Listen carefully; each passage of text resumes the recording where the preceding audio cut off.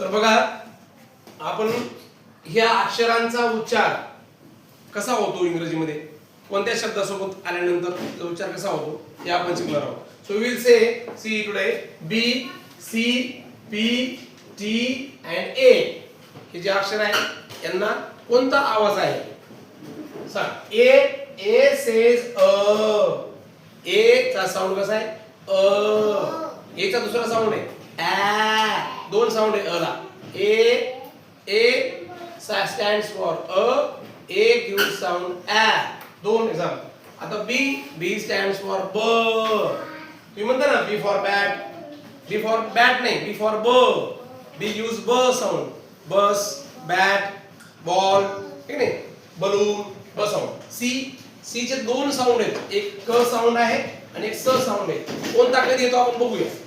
p gives p sound.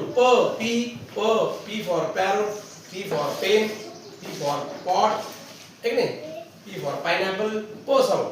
T चा sound आहे ट. त्याच्या उच्चारामध्येच आपल्याला साऊंड कळतो. आता एक्झाम्पल बघा, इथे आपण वॉवेल्स शिकलो ए ई आय ओ यू. कोणताही शब्द तयार करायला यांच्यापैकी एक अक्षर आपल्याला कॉन्सोनंट सोबत जोडावं लागतं तेव्हाच तयार होतो. आता एक्झाम्पल घेऊ आपण. बघा CAT. आता C stands for क आपल्याला माहिती आहे. CAT cat, CUT cut. म्हणजे C बरोबर A आणि U आला आणि O आला तेव्हा C चा साऊंड काय आला क आला. बघा CAT cat, CUT cut, COT cot. हे कॉट हे तिन्ही अक्षरामध्ये C च्या बरोबर काय काय आले बघा. C च्या बरोबर काय काय आलं A U आणि O. C च्या नंतर जर हे अक्षर आले